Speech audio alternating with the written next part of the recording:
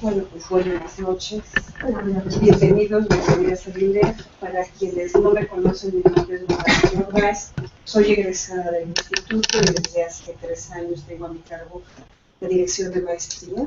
Este es un evento de educación continua. La directora de educación continua es la maestra Lili Zapal. Ella, por razones personales, hoy no pudo estar con nosotros, y entonces yo estoy haciendo un poco las funciones que ella hace. Ella es la responsable de organizar esto que llamamos los Ateneos. Quizá la mayoría conoce qué es esto, para quien no, decirles que acá en el ILEF nos gusta los miércoles últimos de cada mes organizar conversaciones entre la comunidad terapéutica o público en general y algún invitado o invitada que tenga algún tema relevante y pertinente a nuestro trabajo clínico. Entonces la idea es armar una conversación entre quienes nos dedicamos a la terapia o estamos vinculados con el trabajo con familias y alguien que hace un trabajo práctico y que nos puede ayudar a reflexionar acerca de nuestro quehacer. Entonces, en esta ocasión, a través de Marta Escalera, para quien no la conozca, es egresada del ILEF, es terapeuta familiar, y además ella es una integrante del equipo del ILEF, porque colabora en la clínica, lo que llamamos la clínica ampliada. Ella colabora en el ILEF a través de la clínica ampliada. Entonces ella nos acercó, porque ella misma colabora con aldeas infantiles, nos dijo que le parecía que era un tema pertinente conocer en el medio terapéutico, conocer lo que se hace en aldeas infantiles, sobre todo porque también para quienes no nos conozcan, pero seguro para quienes nos conocen no será novedad, el ILEF trabaja con una noción amplia de familia, ¿no? Esta idea de hombre, padre, proveedor, mujer, madre, casa, cuidadora de niños, y pensar que eso es una familia. Decimos, bueno, claro que lo es, pero es solo un tipo de familia. Hay muchas formas, ¿sí?, de armar familia y de hacernos cargo de los niños y niñas de esta sociedad. Entonces, a partir de eso, Marta nos platica del proyecto en el que ella participa, y de ahí sale la idea de que vengan aldeas infantiles SOS a conversar con nosotros. Entonces tenemos a Eva Kiesca. Entonces, bienvenida, Eva. Si bien yo tengo acá tu semblanza curricular, me gustaría que tú te presentaras, que nos dijeras quién eres, cómo llegaste acá.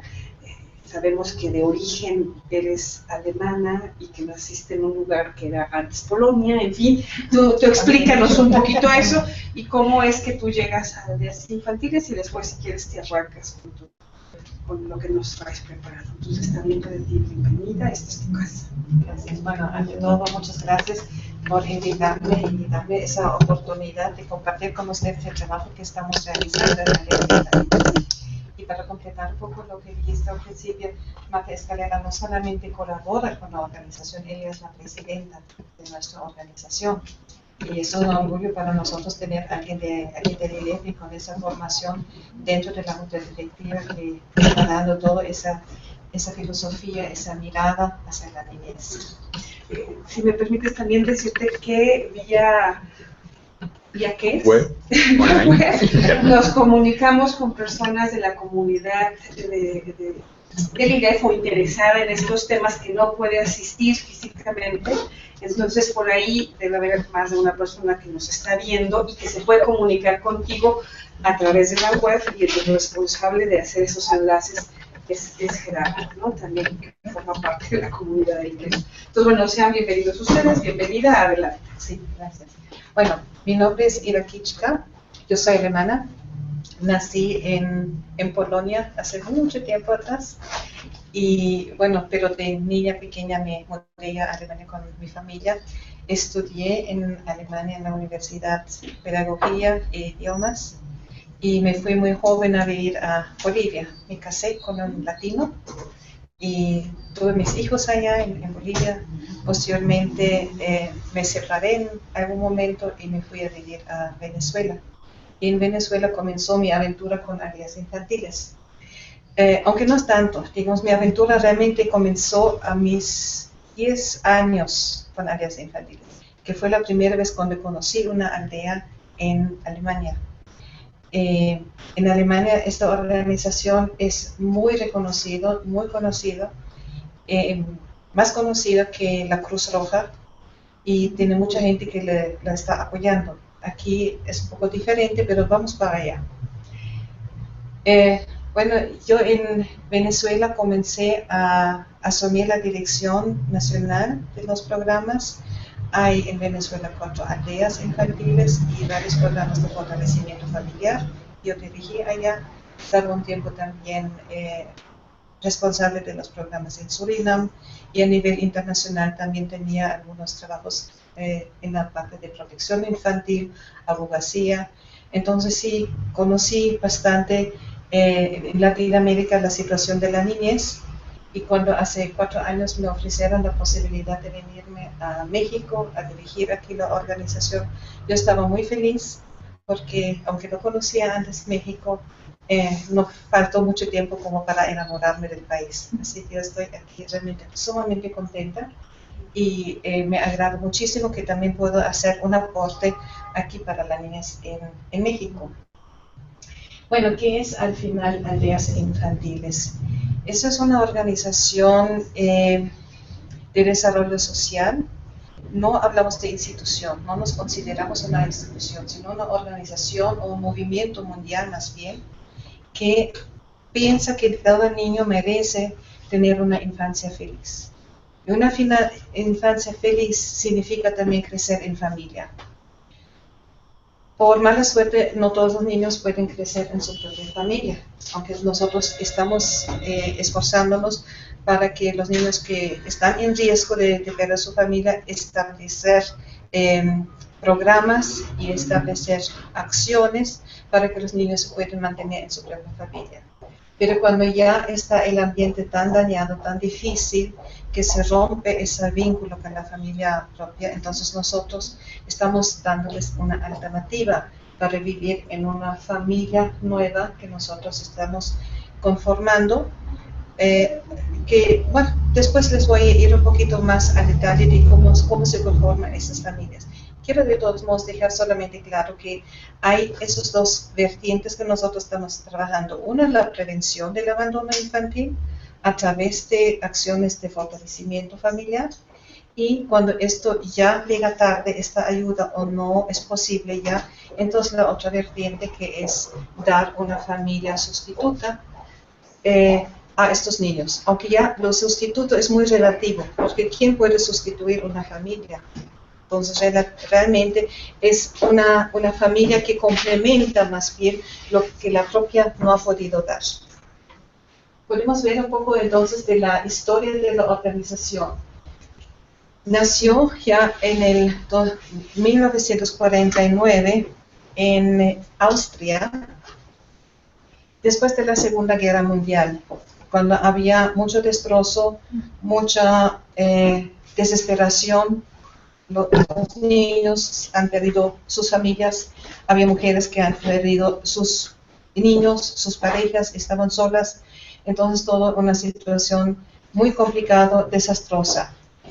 En ese momento había una persona que fue el fundador de nuestra organización, Hermann Gmeiner, que era estudiante de medicina, y él en su carne propia también vivió esa situación. Él había perdido a su madre cuando era un niño pequeño y fue criado por su hermana mayor.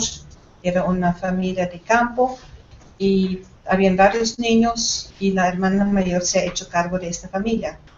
Entonces, con esta experiencia de la propia vivencia, más lo que él ha observado en el entorno, un entorno tan difícil para los jóvenes, para los niños, para las mujeres, él creaba la idea de que realmente lo que eran los orfanatos que en ese tiempo se acostumbraban tener, no eran el lugar más óptimo para el desarrollo de los niños. Entonces él pensó que lo que cada niño necesita es una madre y una familia.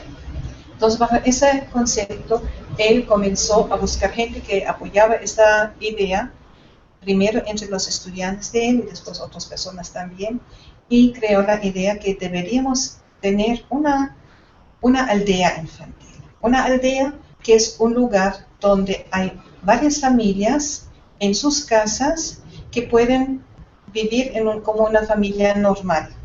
Una mujer que asume el rol de madre y un grupo de niños que crecen como hermanos, aunque no sean hermanos biológicos, pero que pueden formar nuevamente una familia y de esa manera restituirlo al niño lo que había perdido y crecer en ese ámbito más protegido, más sano y con esos valores de una familia.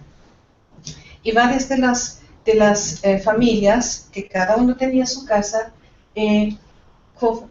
formaban una aldea. Aquí vemos, por ejemplo, una imagen de la primera aldea infantil en Imst, en Austria. Entonces, cada casa era el hogar de una familia.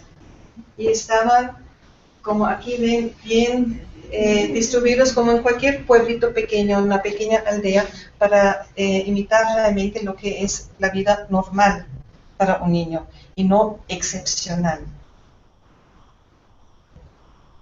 Aquí en México estamos desde hace 44 años trabajando. La primera aldea se fundó aquí en la Ciudad de México.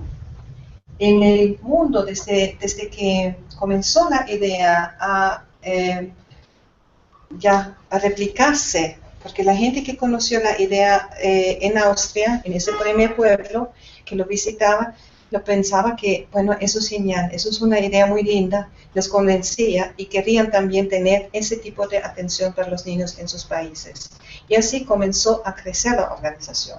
Llegaba a Alemania, llegaba a otros países, después llegaba a Latinoamérica, primero a Uruguay y poco a poco ha ido extendiéndose. Actualmente la organización existe en 134 países del mundo y hay más de 500 aldeas infantiles a nivel mundial, 392 hogares juveniles, después vamos a ver de qué se trata esto, más de 600 programas de fortalecimiento familiar que trabajan para la prevención del abandono infantil, trabajan casi 6.000 madres, padres y parejas como las personas de referencia para los niños y son más de 500.000 de niños que están atendidos por nuestros programas.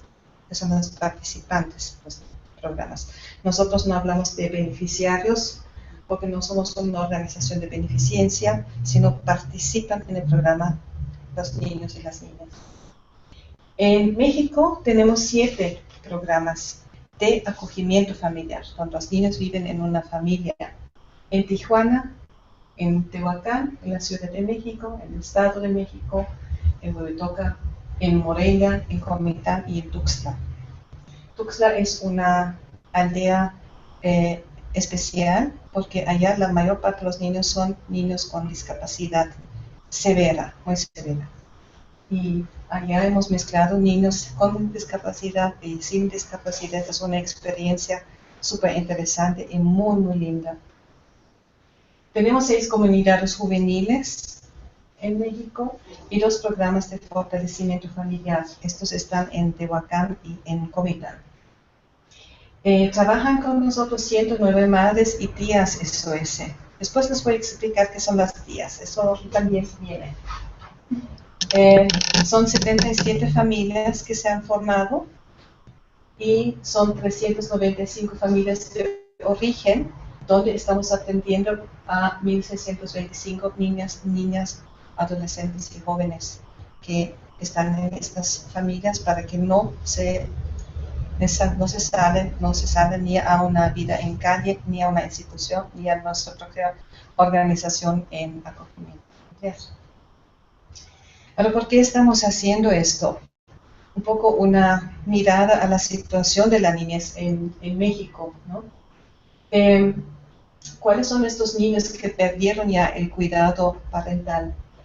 Estos son datos que vienen del 2007, que son los más nuevos que nosotros tenemos disponibles, que son confiables, del Sistema Nacional del DIF.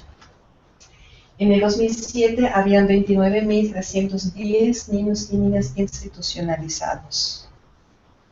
Y de estos, el 58% eran niñas. El 23% pertenece al grupo de edad de 0 a 6 años. el 77% de 7 a 17 años y el 1.1% tiene alguna discapacidad. Aquí tal vez le llama la atención la cantidad tan grande de los niños entre 7 y 17 años y tan pocos en los más pequeños, porque los más pequeños es más rápido que se dan en adopción. Entonces ya mientras que son más grandes, más difícil es que se adopten. Y el dato de discapacidad no quiere decir que no hay muchos niños en México que tienen una discapacidad, pero generalmente estos niños no están a la vista, se ocultan de alguna manera, están tal vez en alguna familia, en algún lugar, pero no son visibles. Existían en ese momento 188.487 niños y niñas que viven en familias, en hogares sin familia, quiere decir solos o con alguna vecina, en una comunidad, pero sin familia. Y más de 100.000 niños en situación de calle. Hay un dato de aproximadamente 40.000 niños y niñas en condición de orfandad que han quedado huérfanos por el narcotráfico. Eso es una estimación, eso no hay datos muy exactos y posiblemente queda muy bajo este número, posiblemente es más alto. ¿Cuáles son estos factores que corren estos niños, ¿no? O para que se generen esas situaciones para la niñez? Uno es la mortalidad materna, que es la tercera causa de muerte entre mujeres de 15 a 24 años. Es el VIH-Sida, que son 40.000 niños que han quedado huérfanos a causa del VIH-Sida. La violencia y el maltrato. Es 1 de 3 hogares que presenta violencia intrafamiliar y eso es una de las causas más fuertes que existen para que los niños lleguen a nuestros programas. Y la maternidad adolescente también, que una tercera parte de las mujeres que dan luz por primera vez tienen 14 años de edad. Entonces son muy, muy pequeñitas las niñas que comienzan a tener ya hijos, y mientras más jóvenes son, más hijos también en la vida muchas veces tienen.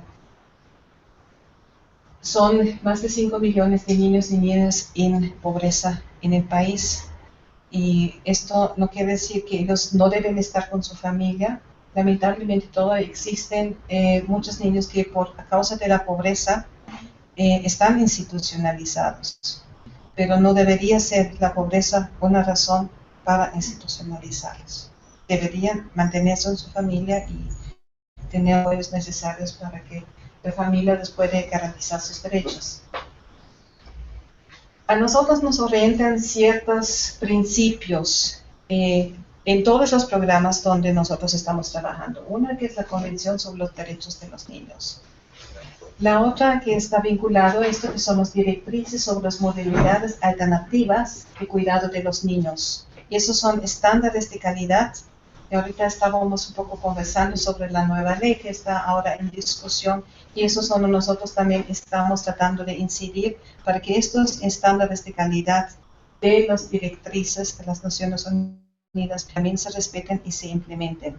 Estos son factores realmente que sí van a garantizar que los niños, no solamente algunos, sino todos, tengan un mínimo de calidad de vida.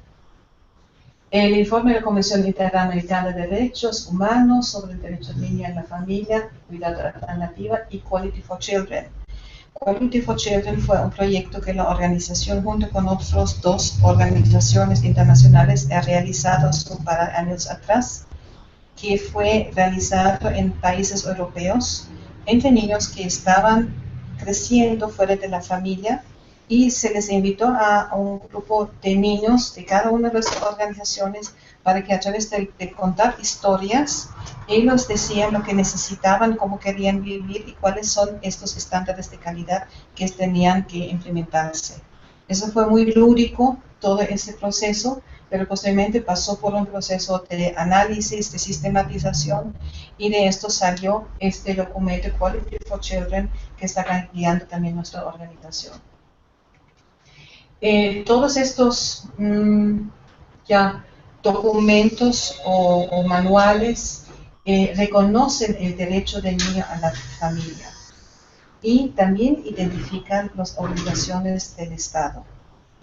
Lo importante es aquí, como anteriormente se dijo, que no se vea la familia solamente como el núcleo de papá, mamá y 2 hijos o 3 hijos, que es algo que está muy arraigado en el cerebro, sino hay una diversidad enorme de familias. Y como nuestra organización trabaja también en tantos países del mundo, en todos los continentes, estamos viendo, digamos, las realidades de estas familias que existen, ¿ya? En África, en Asia, en los países islámicos. Existen otras reglas de convivencia y nosotros respetamos esto.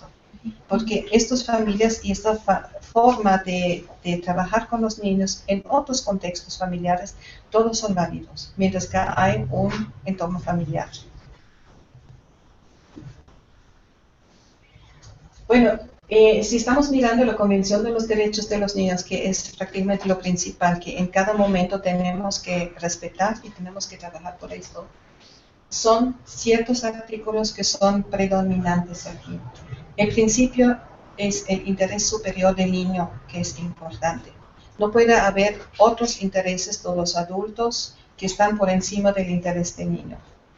Aunque eso es muy difícil también decir, ¿y cuál es el interés superior del niño? ¿Qué es lo mejor para el niño?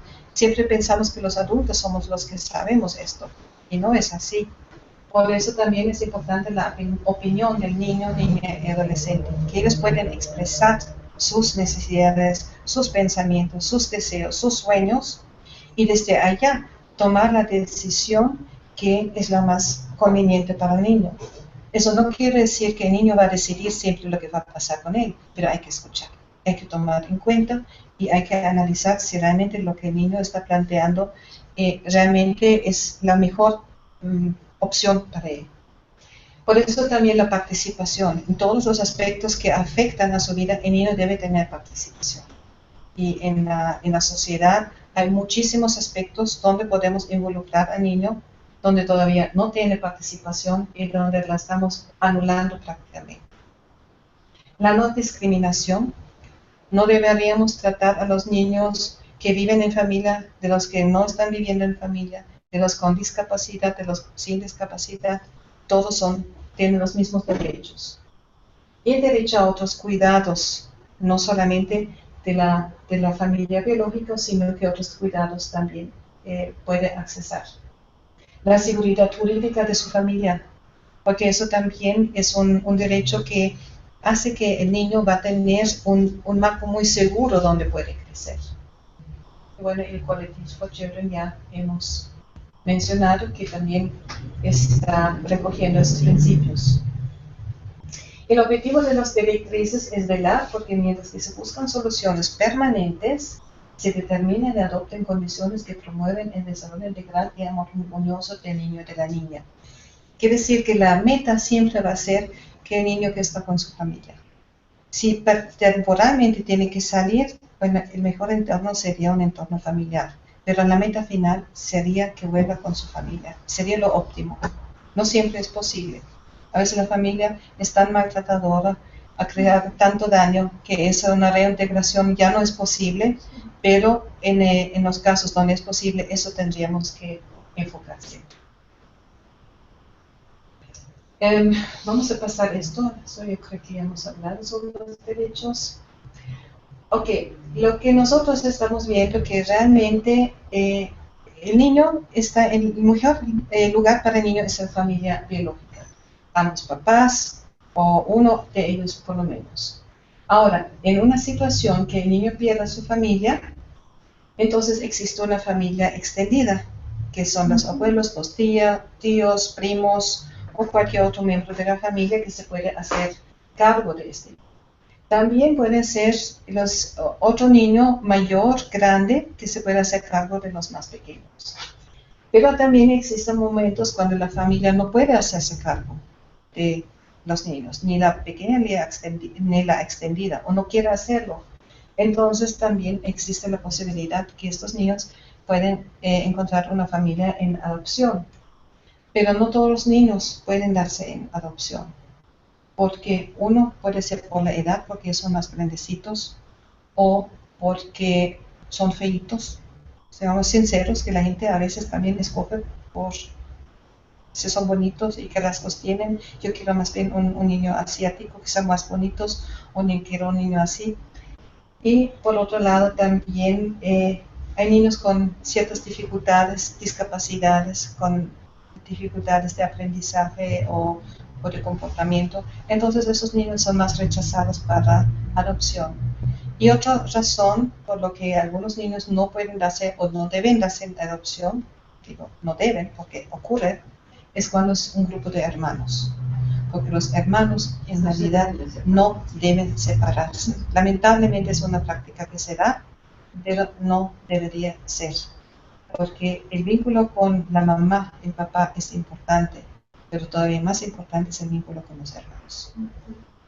Entonces, si hay todas esas posibilidades, ya se han descartado, no existe ninguno de esos, entonces vemos las opciones para la acogida familiar fuera de la familia biológica, que son acogida en familias sustitutas o en una aldea infantil, otras opciones como los foster families. Entonces hay una serie de otros ámbitos familiares, pero siempre estamos pensando que debe haber un entorno familiar y no institucional.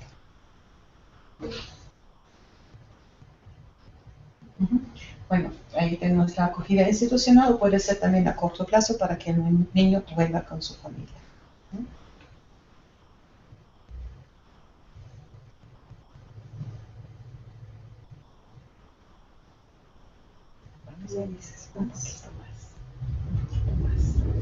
Bajar su efecto, pero ¿qué? Seguimos, ¿no?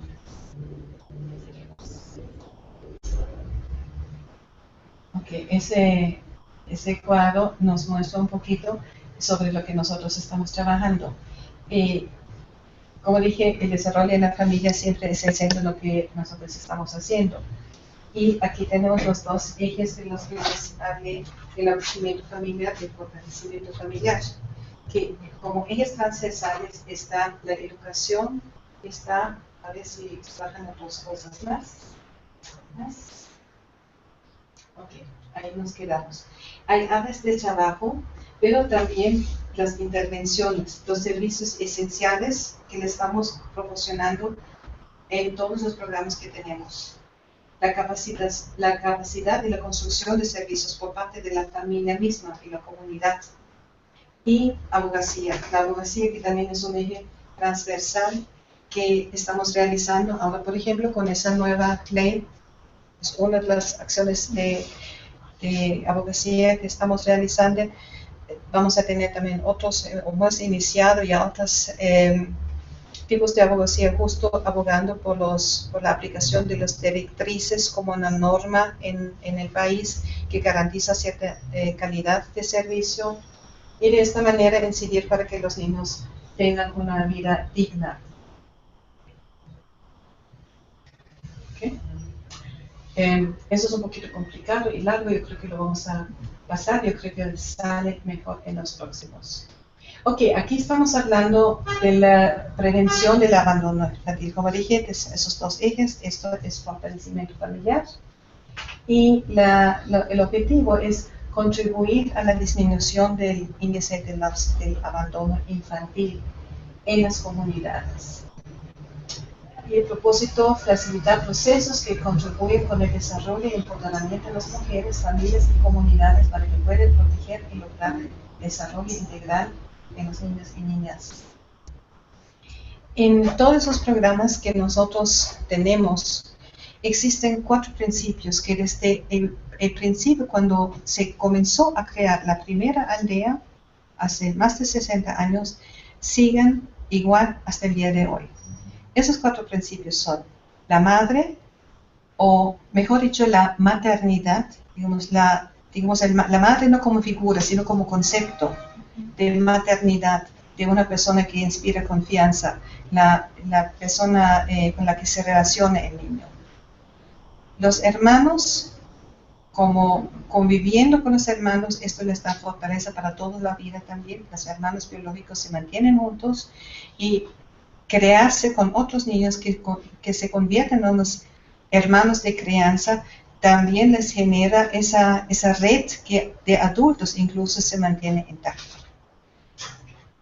Tenemos la casa o el hogar como el lugar de refugio, de seguridad, donde el niño también genera el sentido de pertenencia, y la comunidad. La comunidad como esa unidad que al niño le facilita sentirse seguro, que hay un control social, pero también que permite que el niño se enlace con la comunidad externa, con todos los servicios afuera. Y en el caso de fortalecimiento familiar, la comunidad es muy importante porque existen servicios en cada comunidad o en muchas comunidades que las familias que están frágiles ni siquiera los conocen. Entonces, nuestra tarea es también acercarlas a estos servicios, vincularlas con la comunidad para que puedan garantizar los derechos de los niños y generar mejores condiciones de vida. En ese sentido, nosotros nos estamos convirtiendo en un facilitador de procesos, trabajando en fortalecimiento familiar para que la comunidad sea protagonista de los procesos. ¿Cómo estaríamos trabajando allá? La población a la que se dirige fortalecimiento familiar son barrios o comunidades de alto riesgo social, donde las familias viven en pobreza extrema, donde la madre es la cabeza de familia muchas veces, donde existe un alto número de niños y la madre está sobrecargada, no puede dar respuesta, donde existe violencia y desintegración familiar y pocas oportunidades de desarrollo económico y social. Eso es el target hacia donde nos dirigimos.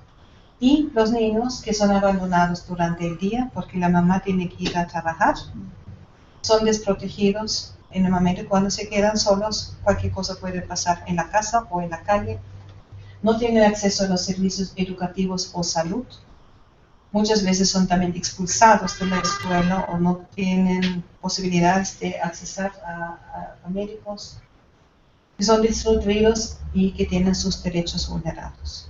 Eso es el target para nosotros que nos estamos enfocando en fortalecimiento familiar.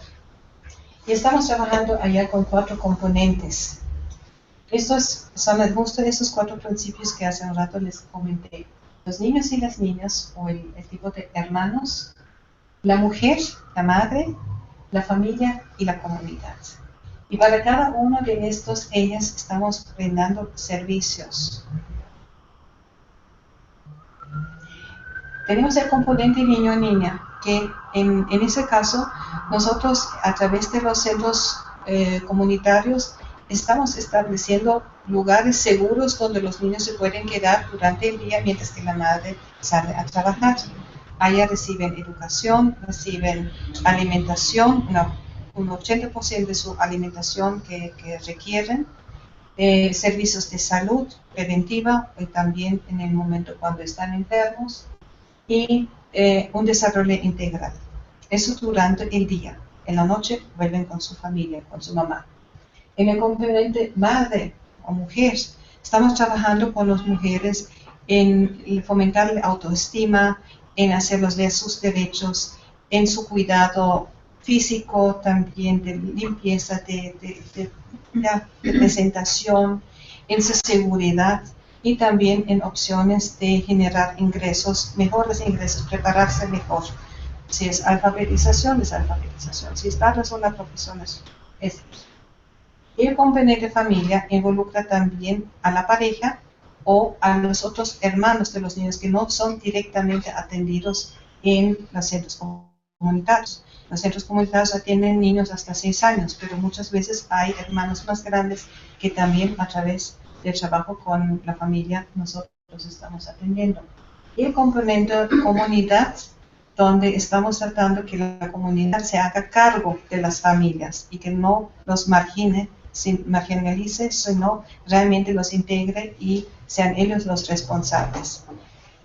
Si antes hemos visto que eso es facilitador, de procesos es para que desde el principio donde estamos iniciando un trabajo con un grupo de familias en fortalecimiento familiar, poco a poco está asumiendo la comunidad y las familias la responsabilidad para ese programa y poco a poco la organización se retira, hasta que en un momento las mismas familias, la misma comunidad se puede hacer cargo del programa y sigue y nosotros nos vamos a otro.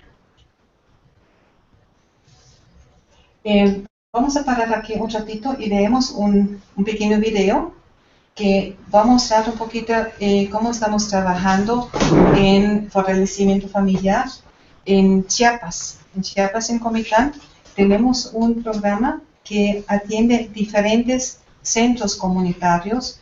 Uno de ellos es el Centro Comunitario San Nicolás, que está en los lagos de Montebello, un lugar precioso, pero una comunidad sumamente aislada, que no tenía acceso a nada, muy precario, y donde nosotros hemos comenzado a trabajar.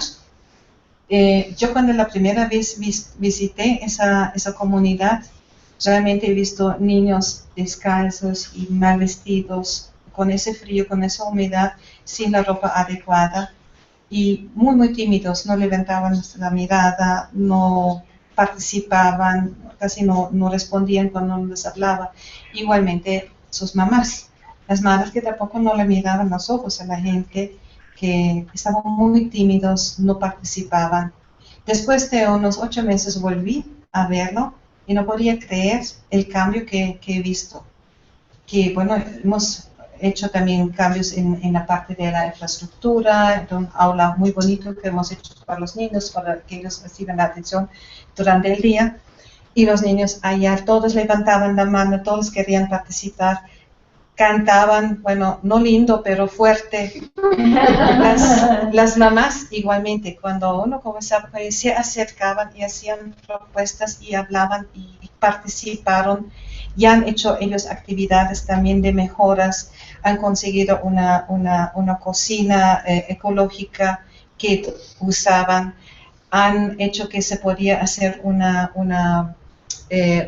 unos baños para los niños, que antes eran unas letrinas muy precarias. Entonces, poco a poco han ido mejorando ese poblado y los maridos se involucraron. Entonces, muchos de los trabajos hacían los esposos y ellas se organizaron para atender este lugar de los niños.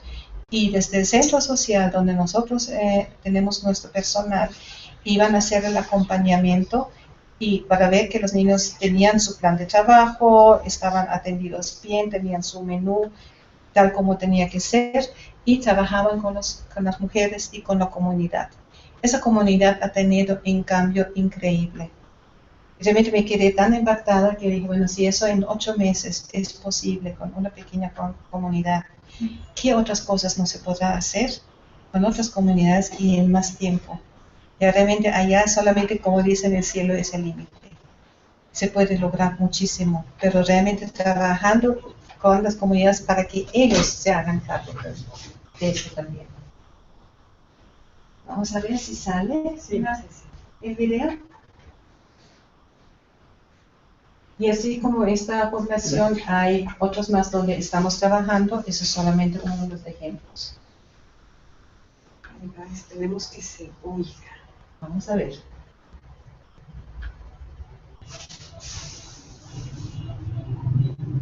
¿Se puede aumentar el volumen? Ahí está todo.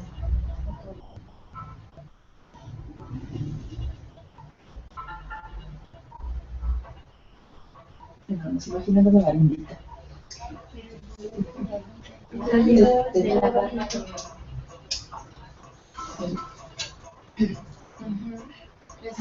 Ese sí. Se puede mandar.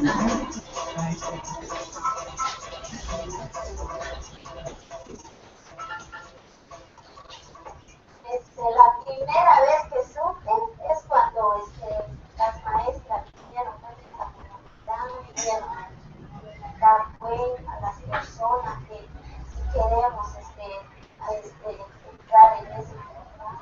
Yo llegué ahí fue en la casa hospital, donde lo dije a la maestra si me pueden aceptar yo, porque mi niño tiene 9 meses,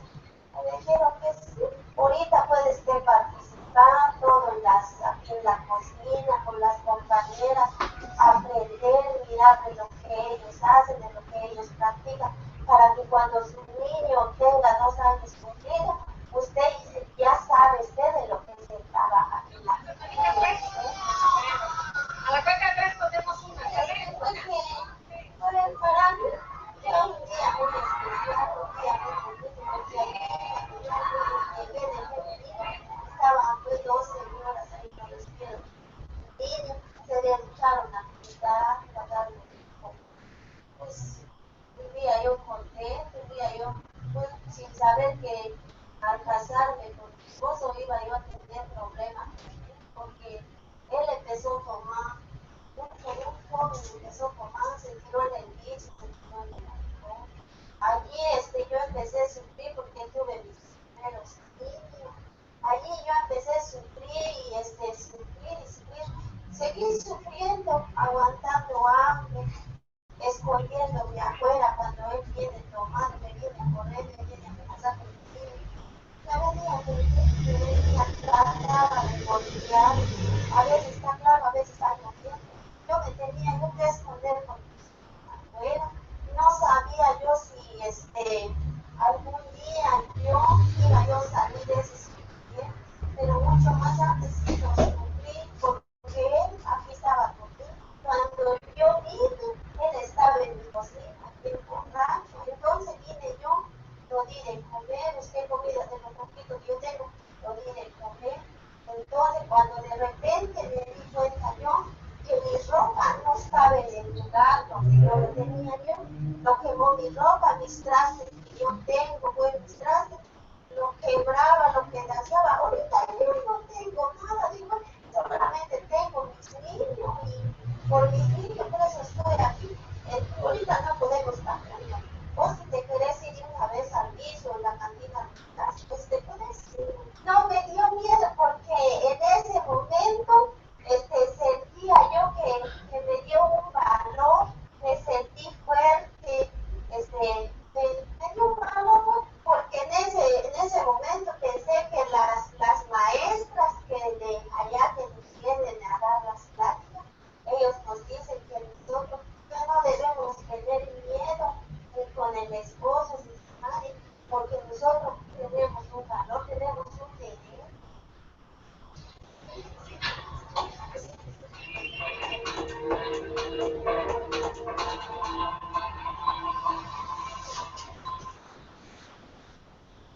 Nosotros estamos trabajando allá con las familias individualmente, no es con todos lo mismo, sino se visita cada uno y se ve, digamos, cuál es la situación de esta familia y se hace una planificación, pues hasta dónde quieren llegar. Ellos mismos se plantean sus metas y entonces los acompañamos para que ellos logren sus metas. Les aconsejamos, estamos a su lado, les damos ese valor, les ayudamos a conectarse con otros servicios, otras organizaciones también, pero realmente siempre dependiendo de cada familia lo que necesita.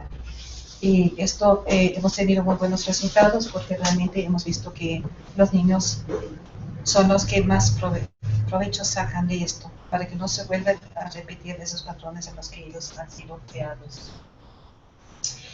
Y esa es la parte preventiva del trabajo que estamos realizando. Ahora, cuando esto ya no resulta, cuando esto nos falló, cuando ya hay niños que han perdido su familia, es la otra opción que de tanto.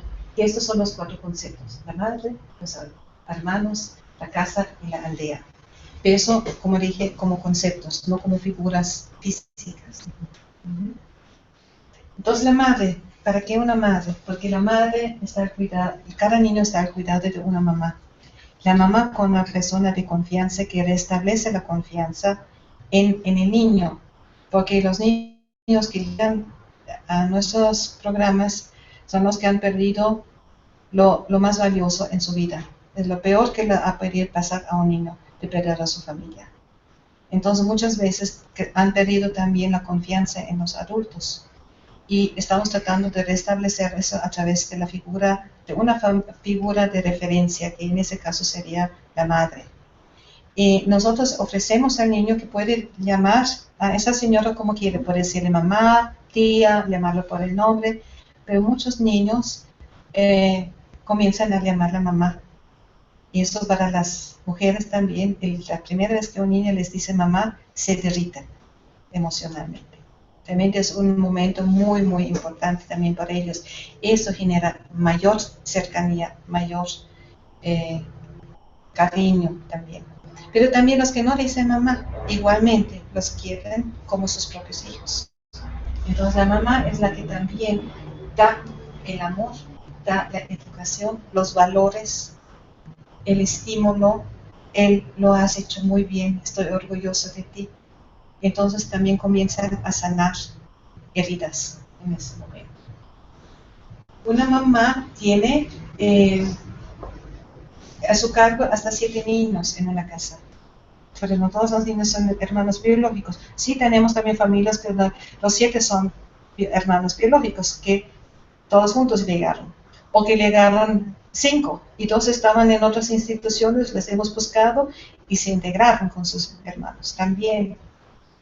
Pero también hay niños que vienen solos o vienen 2 o 3 y se juntan con otros niños y forman una nueva familia. Y eso se generan estos lazos fuertes. Por eso los hermanos, los hermanos son tan importantes aquí, porque los lazos entre ellos se desarrollan en la niñez, pero se mantienen durante toda la vida. Yo he visto esto, por ejemplo, también en el tiempo que estaba en Venezuela, cuando un joven, por ejemplo, que estaba enfermo, necesitaba una operación, estaba hospitalizado, y las enfermeras ya estaban al borde de esos nervios porque se llenaba el hospital de jóvenes. Venían todos los jóvenes y los visitaban. ¿Y quién es tú? Yo soy su hermano. ¿Y tú? Yo soy su primo. Yo soy su otro hermano. Entonces, toda la familia, allá una familia grande. No se olvidó esa familia de él en esa situación.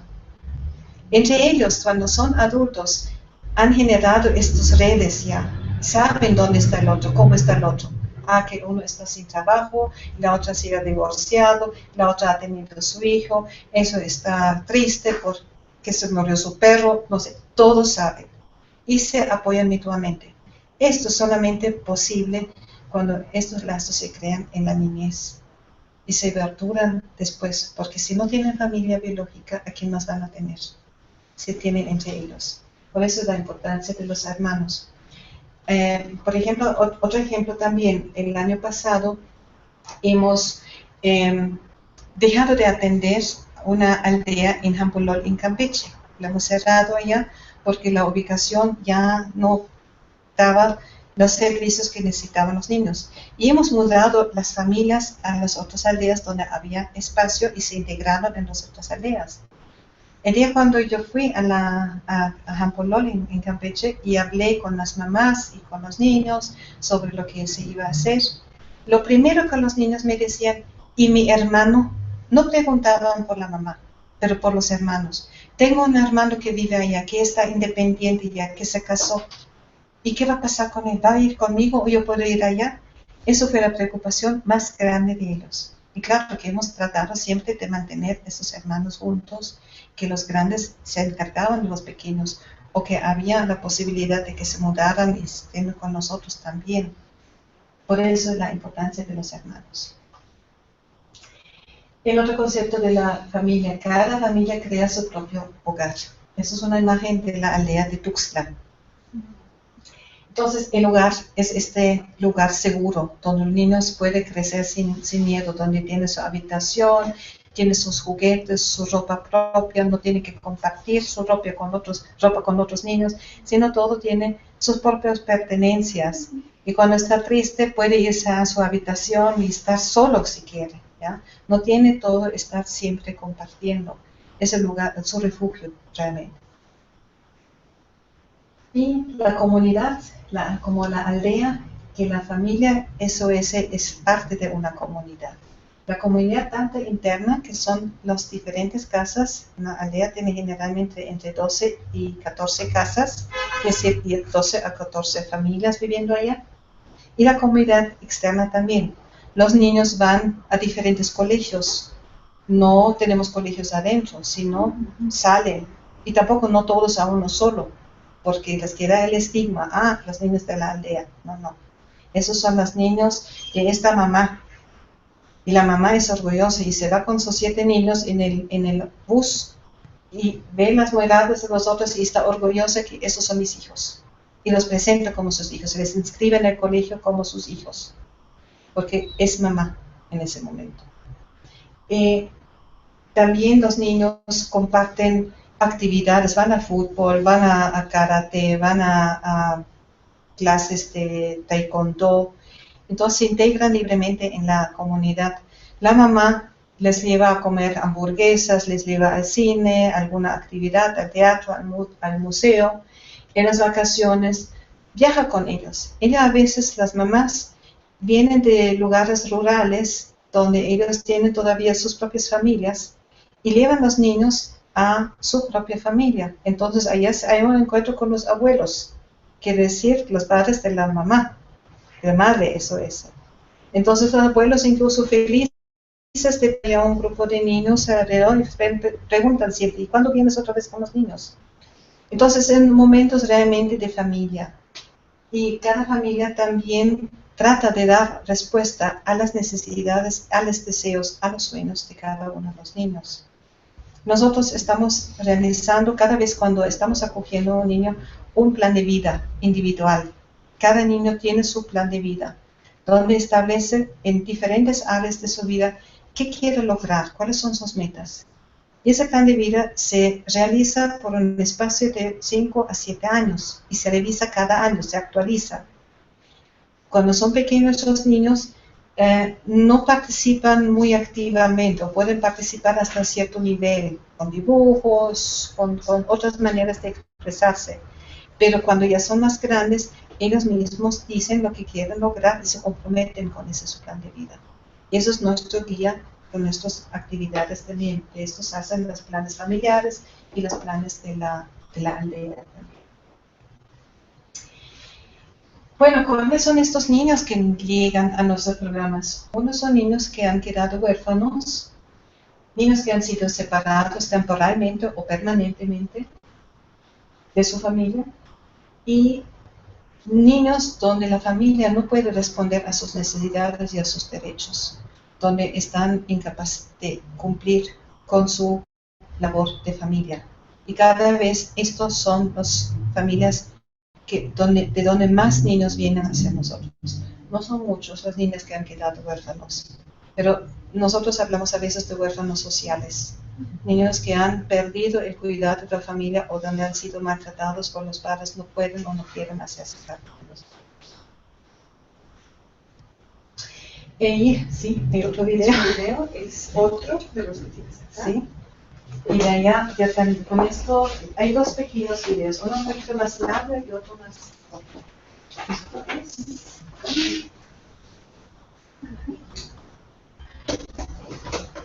Estábamos en la mesa de Nicolás. Eso hemos visto, no, el de abajo, el último video, este. Y después de esto vamos a mostrar el primero, que es muy breve, es 1 minuto.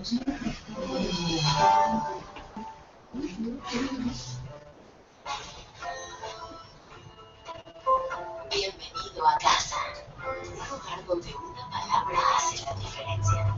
Mamá. En aldeas infantiles brindamos un hogar a niños y niñas que han perdido el cuidado de sus padres.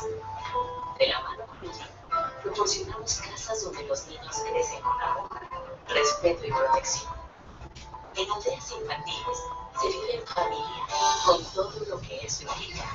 Una mamá, todo el cuidado, educación y una guía para un futuro brillante.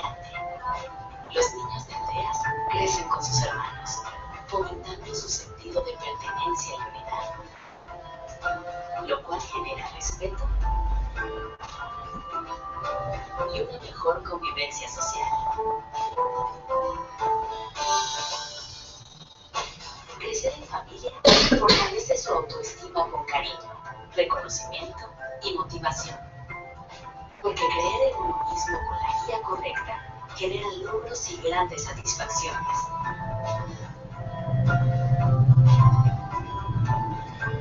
Porque una infancia feliz fomenta un desarrollo personal exitoso.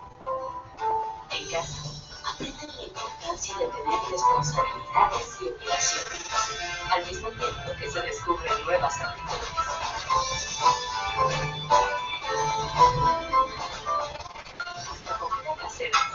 cambio mejor. El calor de hogar ilumina su vida.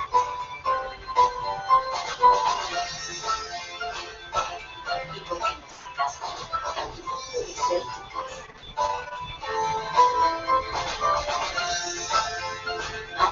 Solo yo, o dos, o tres, o miles que esperan poder brindar una familia a tantos niños que lo necesitan. Llevamos 60 años dando hogar a casi 1 millón de niños en el mundo. Y en México atendemos a 2,000 niños. Pero aún hay muchos más que nos necesitan. Sabemos que tu voluntad es grande. Ayúdales a encontrar el amor y la protección que solo una familia puede dar, paso a paso, centavo a centavo. Tú puedes dibujar una sonrisa en su cara y construir el mejor ambiente para su futuro. Aldeas Infantiles SOS. Calor de hogar para cada niño y niña. Decídete a cambiar su vida hoy. Y el primero, que es muy breve, claro que no todo es sonrisa como en ese video, digamos, es un video institucional, pero también hay lágrimas, también hay berrinches. Ella es puro corazón. Compañeros. Guerrera. Lo máximo del universo. Ella de la mano y yo caminando. Ejemplo. La verdad. Extraordinaria. Muy cercana, muy íntima. Fuerte. Mi mamá, claro que la valoraba. Siempre fue dulcísima, trabajadora. Yo la veía, decía, qué bonito, qué barba, qué guapa es mi mamá. Ella se ponía crema. Lo que le sobraba, te lo untaba en la cara. Y ahora encontré en el closet de mi mamá. Esta es mi mamá. No es buena repostera, pero es una super mamá. Mi mamá, pues, Niña, diversión, infinita, cálida. luz, amor.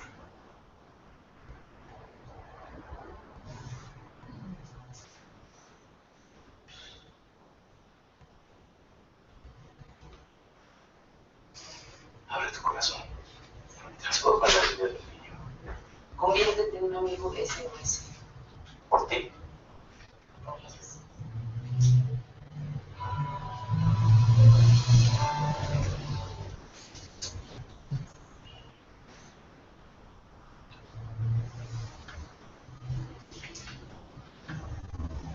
Bueno, eso es un poco lo que quería compartir con ustedes. Y seguramente ustedes tienen ahora preguntas, quieren saber un poquito más.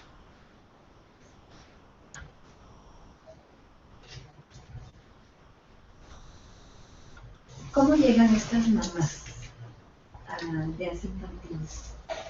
Ellas llegan voluntarias. ¿Cómo se... Nosotros hacemos campañas de búsqueda en diferentes lugares, en ciudades, en pequeñas ciudades, en pueblos.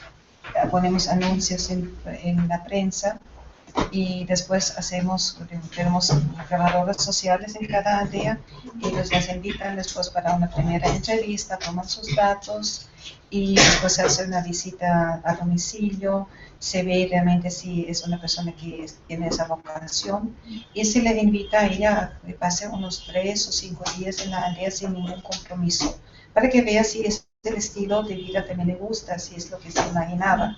Si se decide, eso es libre, no tiene costo para él, ningún compromiso.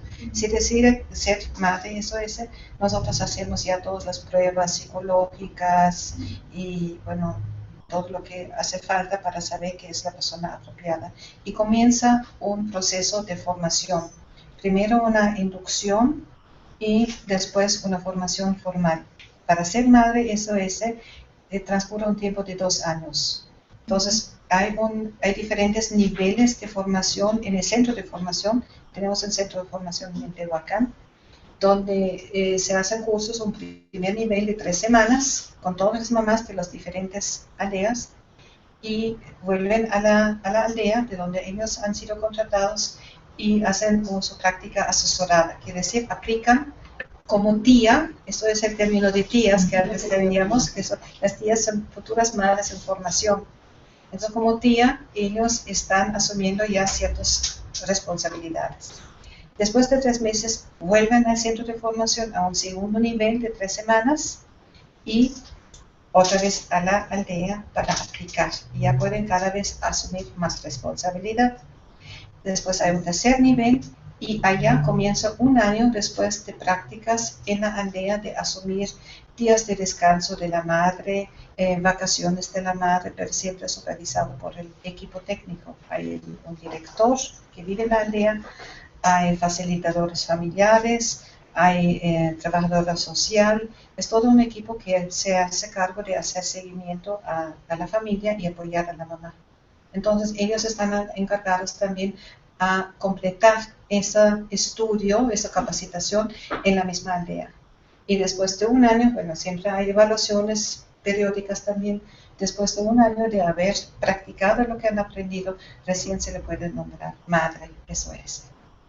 Si ella decide comprometerse con los niños, porque hay algunos que dicen, no, eso es mucho para mí, eso es muy alto ese reto, prefiero quedarme tía. Pero otros están desde muy temprano y dicen, yo quiero tener mi familia, yo quiero tener mis niños, ¿cuándo me van a dar mi familia? Entonces, como están presionando, pero vamos con calma. Entonces el proceso dura como 2 años. Sí, de formación.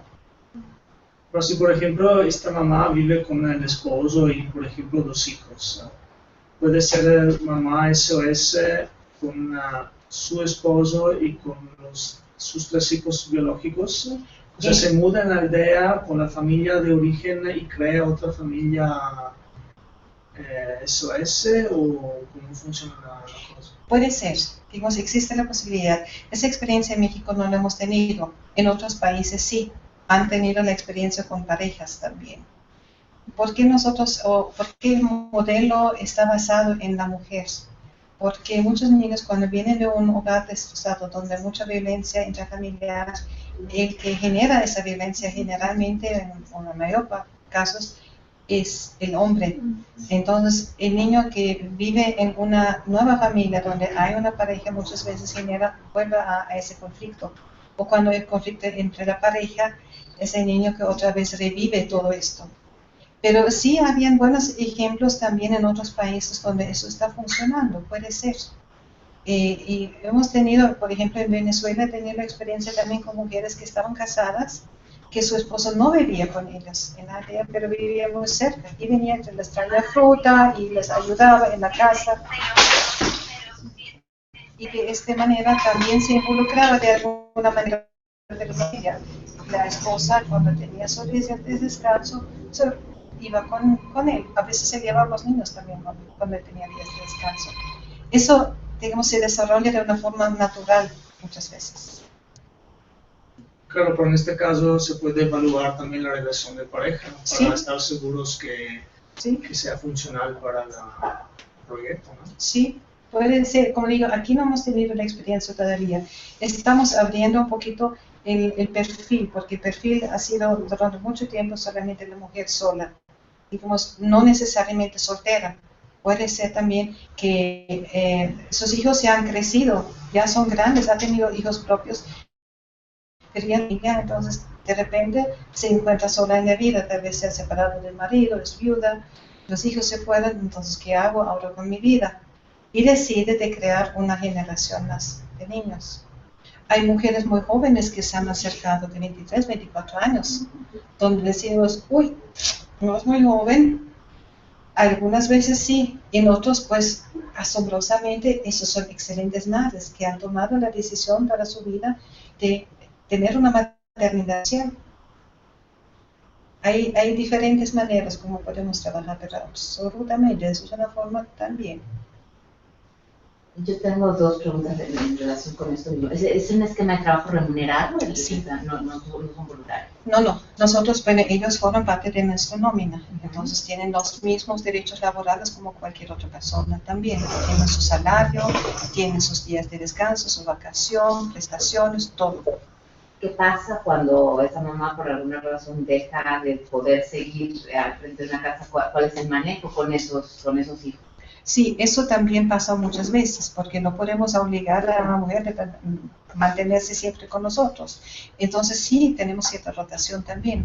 Lo que nosotros tratamos en ese caso hacer es que cuando se puede, cuando se vislumbra que una mamá se va a ir, a tiempo integrar una tía en la familia para que esto se vuelva también una persona de referencia para los niños, y cuando la mamá se vaya, no sea tan grande el dolor. Siempre hay Para no duelo, sí. revisitar otra vez la experiencia de pérdida, Claro, digamos. sí. Pero entonces ya hay confianza con la otra mujer y entonces ya es más fácil. También tenemos casos que tenemos que despedir a una mamá por maltrato. Igualmente hay, existe. Entonces eso es de un momento a otro, es más doloroso. Pero no hay otro. No podemos permitir maltrato.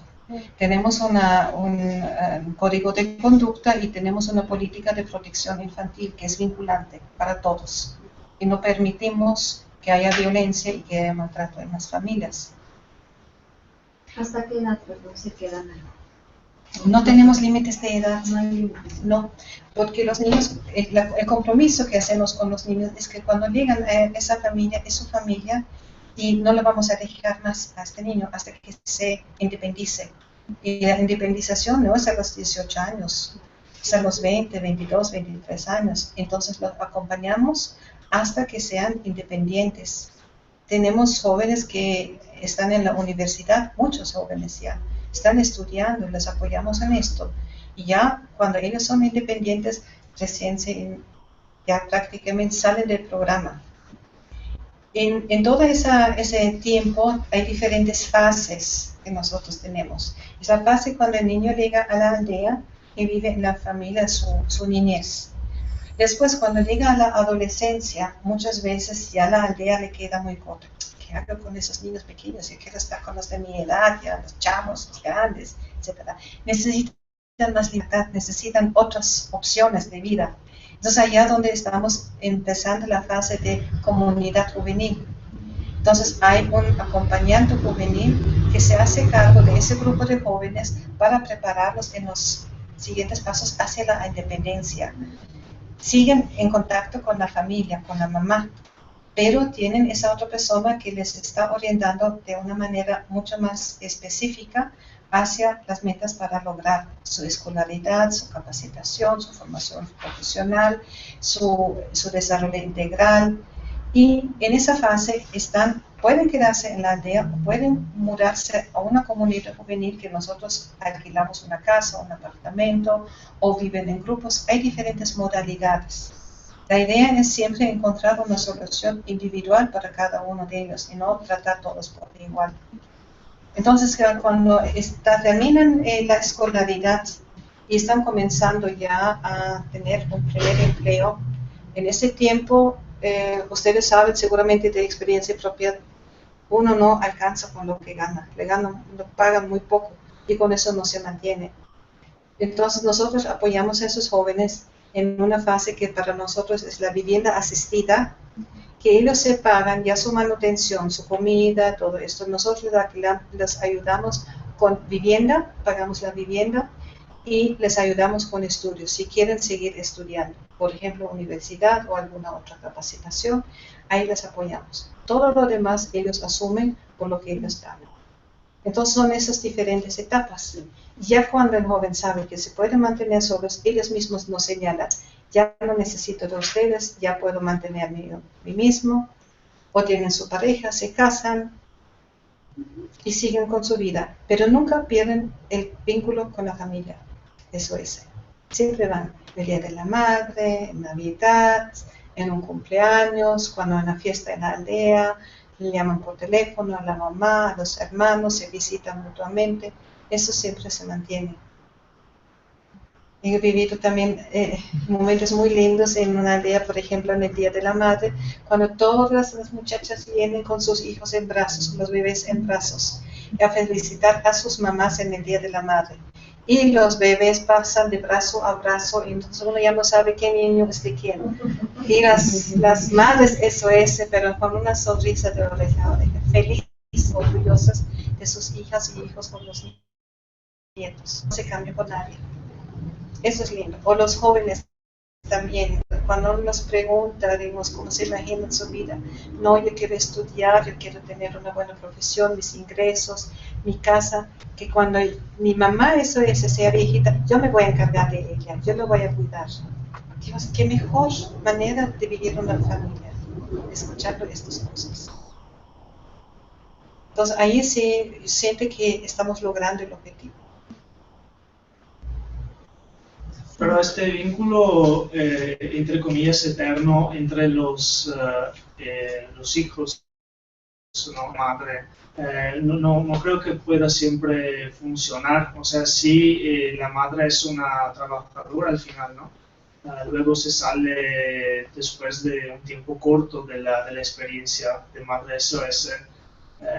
No sé, la pregunta es si siempre queda siempre este recuerdo. Me imagino que el recuerdo se hace más fuerte cuando la mamá dura mucho tiempo en este trabajo que está haciendo, cuando pasan años. Absolutamente, tiene toda la razón. Pero también cuando la mamá se va, hay muchos niños que mantienen ese recuerdo de esta madre, ¿ya? Incluso hay niños que han tenido 3, 4, 5 madres en su vida en la aldea, pero siempre hay una que resalta. Siempre con ella tienen una relación más fuerte y eso es la que tiene mayor influencia.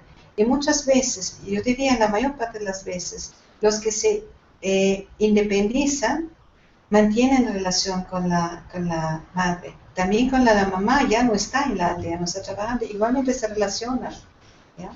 O se escriben, se llaman, se mantienen muchas veces, no siempre, eso es cierto, no siempre. Pero muchas veces se mantiene ese lazo. Es una decisión que cada uno tiene que tomar. No estamos obligando a nadie. Pero tenemos, por ejemplo, aquí una joven, ya no está, bueno, es joven, tiene 30 años. Una muchacha que creció en una aldea en Nicaragua. Y se vino a México para estudiar, se quedó en México y bueno, nunca se olvidó de su familia, siempre mantenía el contacto. Y cada Navidad le enviaba a su mamá dinero para que se comprara su refrigerador, para que se comprara una nueva sala, que se comprara otra cosa. En 2 oportunidades le envió el pasaje para que se venga a visitarla aquí en México. Entonces sí existen muchos de esos. Estos son algunos ejemplos, pero hay muchos más que se puede decir que existe este lazo que de otra manera que hubiera pasado. Era una niña que no tenía a nadie. Pero ella ha crecido en una familia que ha generado ese lazo tan fuerte con la mamá. A veces no es la mamá la persona de referencia, es la tía, o es la directora, o el director, otra persona adulta. No tiene que ser la mamá. O los hermanos. O uno de sus hermanos. Pero una persona que es la referencia. Eso es la promesa que hacemos, una persona de referencia. Incluso los que han tenido varias mamás, digamos, de cada mamá han sacado algo, ¿ya? No es que, claro, es siempre mejor, como dice, de tener una persona estable, pero cuando eso no es posible, aún así, el niño aprovecha las cosas buenas también de nosotros. Nosotros hemos hecho en Venezuela, acabamos de hacer aún también una investigación de impacto, donde hemos hecho un sondeo entre los adultos SOS, quiere decir, los que crecieron en una familia SOS, pero ya desde hace algunos años ya se han independizado, no los que inmediatamente salieron, sino que tenían ya mínimamente 4 años fuera de la aldea. Entonces, haciendo una investigación con la ayuda de la universidad, donde se han hecho muchas preguntas sobre su vida actual, cómo viven ahora, de qué forma, qué es la habitación o la casa, su trabajo, si viven en pareja, si tienen hijos. Bueno, mucho sobre su condición actual de vida, pero también sobre sus recuerdos de la aldea. Digamos, cómo llegaron a la aldea, cómo se sintieron cuando llegaron. ¿Han extrañado a un papá? ¿Cómo fue la relación con la familia biológica? ¿La aldea ha propiciado que mantengan el contacto con la familia biológica? ¿Cómo fue su proceso de independización? ¿Les ayudaron? ¿Quién tomó las decisiones? ¿Extrañaron o cuántas mamás tenían? ¿Eso les parecía malo? ¿Qué han aprendido de esto? Entonces, con todo esto, nosotros mismos estamos aprendiendo. Digamos, ¿qué tenemos que mejorar en la organización? Ellos son los expertos al final. Ellos nos pueden su experiencia, qué ha sido bueno y qué ha sido malo. ¿Son esas investigaciones, perdón? Hemos hecho en muchos países del mundo. ¿Documentadas? Sí, lo tenemos documentado. Sí, yo lo tengo. Hay un documento que consolida todas las investigaciones de Latinoamérica, pero también cada país tiene su informe. Y aquí en México acabamos de terminarlo, la investigación. Está en proceso ahora de interpretación, de hacerlo, ¿ya? Para de esto también hacer ese aprendizaje para la organización. Y cada 5 años estamos haciendo ese tipo de investigación. Pero comentabas que niños que han sufrido violencia intrafamiliar se los canalizan a ustedes por parte de la Procuraduría o sí. Sí, o por el DIF. Por el DIF. Sí, también. Cualquiera de los dos lugares. Sí. ¿Y legalmente los dan como en adopción? ¿Sí? No hay ese proceso legal. No. ¿No tienen la tutela de los niños? No, no tenemos la tutela, tenemos la guarda. La tutela tiene el Estado. Nosotros tenemos la guarda. Y la pregunta sobre la adopción es muy interesante porque había situaciones que trataban de adoptar los niños de la aldea y nosotros tenemos la posición que nos estamos oponiendo a esto. ¿Por qué? Porque cuando un niño está en una situación que necesita una ubicación fuera de la familia biológica, lo que nosotros antes de acoger a un niño estamos revisando. Puede estar con su familia biológica o puede regresar a corto tiempo, entonces hay otros lugares donde puede estar, porque nosotros les damos una referencia, un referente a largo tiempo. Puede estar adoptado, es mejor que vaya a adopción. Y todos los niños que no tienen esas opciones, ahora recién hablamos si nosotros somos una opción para este niño, ¿ya? No es que el niño tiene que tener un perfil para llegar, sino la pregunta es, ¿nuestra organización tiene un perfil para el niño? ¿Le puede responder sí o no? Entonces, si una vez determinado que este niño no tiene posibilidad de ser dado en adopción, recién le damos esa familia nueva. Entonces, si alguien quiere adoptar a un niño, en el momento ya tiene una familia. No me lo quiten, porque ya ha generado esos lazos familiares. Y le hemos prometido que se va a mantener en la familia, que nunca más lo vamos a dejar. Entonces, ¿cómo ahora lo vamos a dejar en adopción? Pero sí hemos tenido casos donde esto ocurrió. Y recién hace 2 años en Michoacán, en Morelia, tenemos un caso donde nos obligaron a dar un niño en adopción y nosotros hemos hecho una investigación antes de la persona que le iba a adoptar. Hemos alertado que no nos parecía que eso tenía que ser esa persona. Pero esa persona ha generado una relación con el niño poco a poco, con muchas promesas, con muchos regalos, lo ha ganado y al final se le ha dado en adopción. Y le hemos advertido también a esa señora de las dificultades que ese niño tenía, porque no era un niño tan fácil. La mayor parte de nuestros niños traen su bagaje, no es fácil, ¿no? Pero él insistía, se lo llevó al niño y a los 6 meses nos enteramos que ya no lo tenía. El compromiso fue de que se mantenía en el colegio donde estaba antes y que se mantenía en contacto con los niños de la aldea, que eran sus amistades, a través del colegio. Ya lo sacó del colegio, desapareció, hemos hecho una investigación y apareció en otra institución. Esos son los casos que queremos evitar. Eso no debe ser. Y muchas veces los mismos jueces, no digo todos, pero hay jueces que no tienen criterio de saber, digamos, qué es lo mejor. En esta experiencia tan larga que han tenido, ¿no es muy riesgoso que el Estado conserve la tutela y que se presenten estos cambios tan súbitos, digamos, en la vida de los niños? ¿O más bien se queda con ustedes y se desentiende el Estado? ¿Cuál es la experiencia? Es la forma legal que podemos tener los niños. No se nos da la opción de tener la tutela. El Estado, el último responsable del niño, entonces siempre se mantiene la tutela. Sí, entiendo la figura de la tutela, pero se corre el riesgo de que al ejercer esta tutela puedan determinar el movimiento de los niños, las salidas y los... Sí, exactamente. Pero en su experiencia más bien no sucede. O sea, una vez que los canalizan a una aldea, en general el Estado se desentiende, es lo que, y solo hay pocos casos donde se dan estos movimientos. Buena pregunta. Digamos, en la mayor parte de los casos no hemos tenido esa experiencia que nos quiten nuevamente el niño. Eso sí, no han sido tantos los casos. Pero sí se desentiende el Estado. ¿Por qué? Porque en primer lugar, económicamente no aporta nada. ¿Ya? De nuestro presupuesto total que tenemos, el Estado nos da un 2% para los niños. Eso es todo. Es el porcentaje más bajo en toda Latinoamérica. El más bajo en un país como México. Es una vergüenza. Pero más allá, no solamente hablemos de lo económico, pero más allá, digamos, ¿qué hace el Estado con estos niños? Nos supervisa como organización, aquí al menos en el DF, no en todos los estados.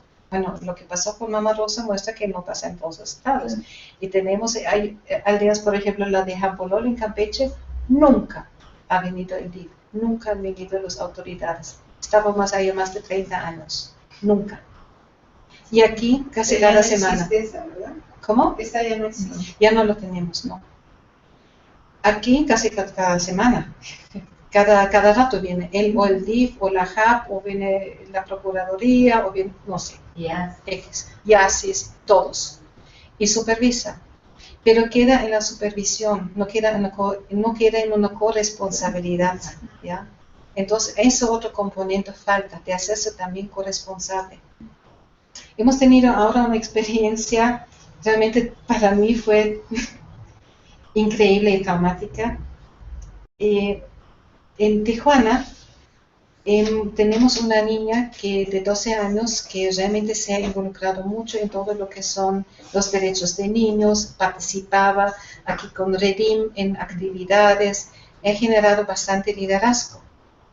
Y ahora, tal vez ustedes saben que cada cierto tiempo las organizaciones pueden presentar un informe alternativo sobre la aplicación de los derechos de niños en el país. Ante las Naciones Unidas, es un comité de las Naciones Unidas. Ese comité está en Ginebra. Ahora tocaba otra vez este informe, y por primera vez el comité quería involucrar a niños para que presenten el informe. Y de México fueron seleccionados 2 niños. Una de ellas, la niña en Tijuana, que para nosotros fue un orgullo y una señal muy linda de que una niña, no de una familia común y corriente, sino de una familia acogiente, haya sido seleccionada para ir allá.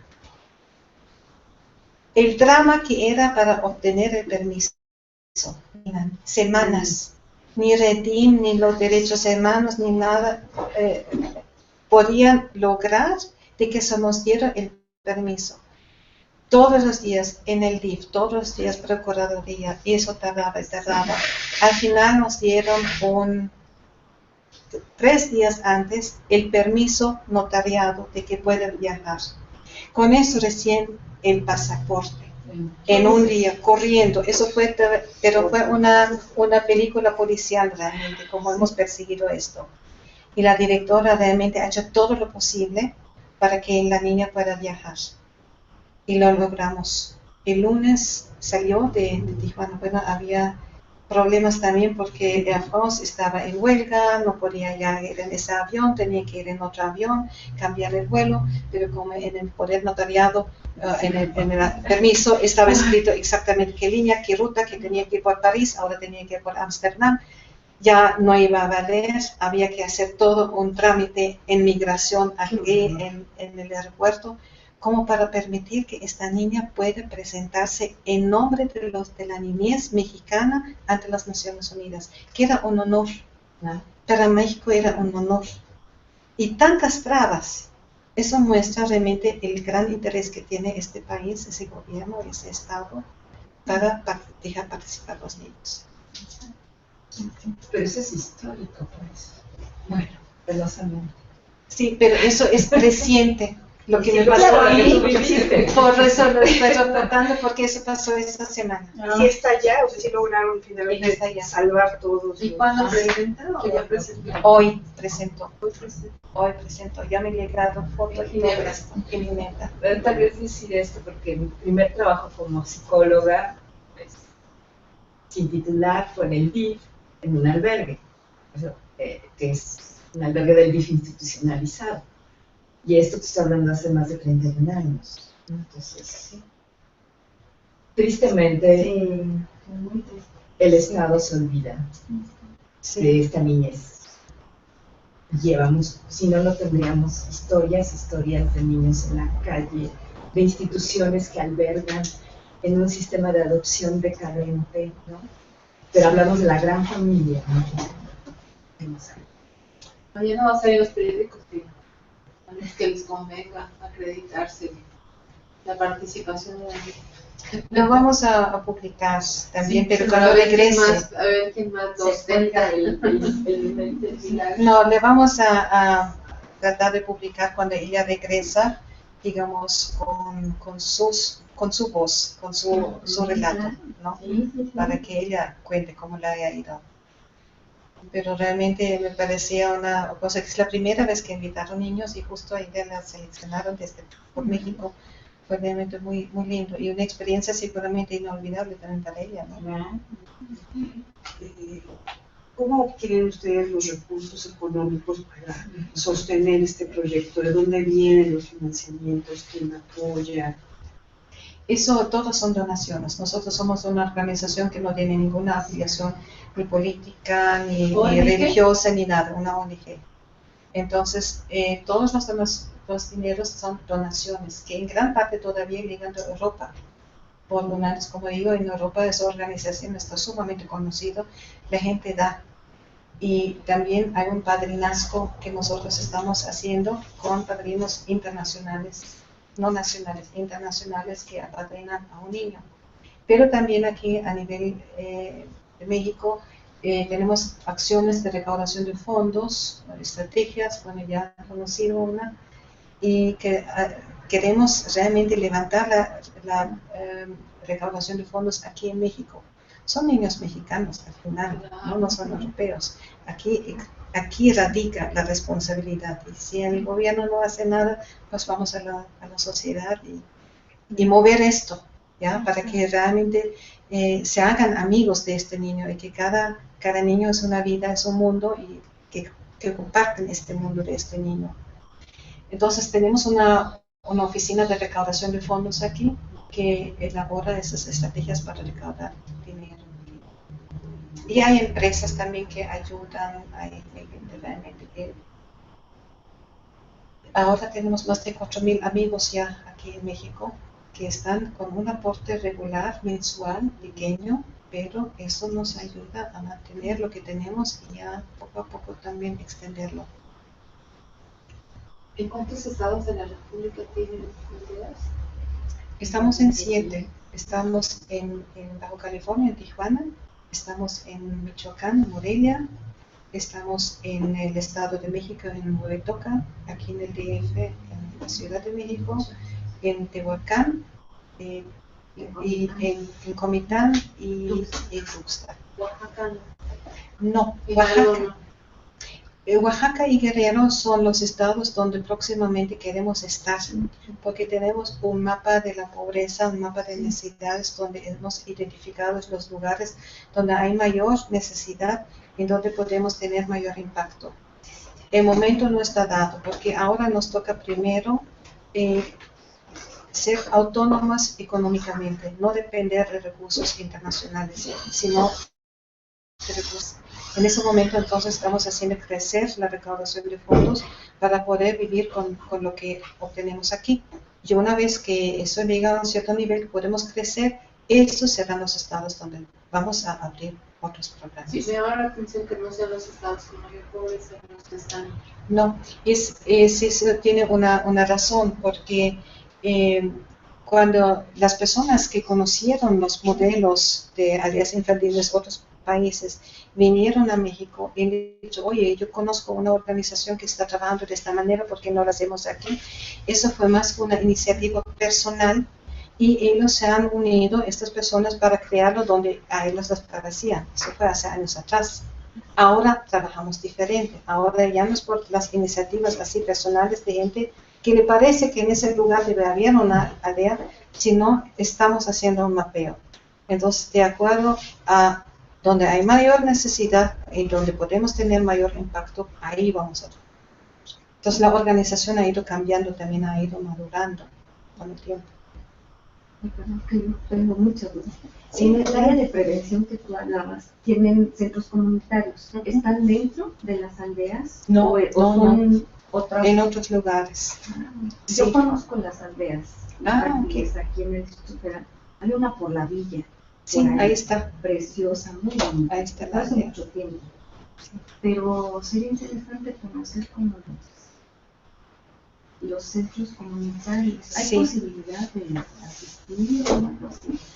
Claro, se puede conocer en Tehuacán y en Comitán, sí, están interesados. Sí. ¿Aquí hay centros comunitarios? Aquí no, es solamente en Tehuacán y en Comitán actualmente. Sí. Pensé que No, digamos, en los próximos años, poco a poco, vamos a crear esas iniciativas, pero desde la aldea misma, no crear otro programa aparte, sino, digamos, como una extensión de la aldea hacia la comunidad, trabajar en la parte de prevención del abandono infantil. Y esto ya con las comunidades, y esto sería como una forma de incidir en esas comunidades a través de centros comunitarios. Eso está a futuro, esos son nuestros planes. No sé si tuvieras inconveniente en que unos minutos antes de terminar pudiéramos conocer quizá de parte de Marta su experiencia en lo que hace en Aldeas SOS. No sé si tú tengas también interés en platicarnos un poquito a los que están acá presentes. ¿Qué haces? ¿A qué te dedicas? ¿Cuál es tu función? ¿Cuál ha sido tu experiencia? Para después regresar. Eso ya estaba esperando hace tiempo que iba a decir algo. Para después darle la palabra a Eva para cerrar. Pues bueno, ahora sí que yo comentaba que esto fue así como un poco cuando me invitaron, y me invitaron específicamente de presidenta.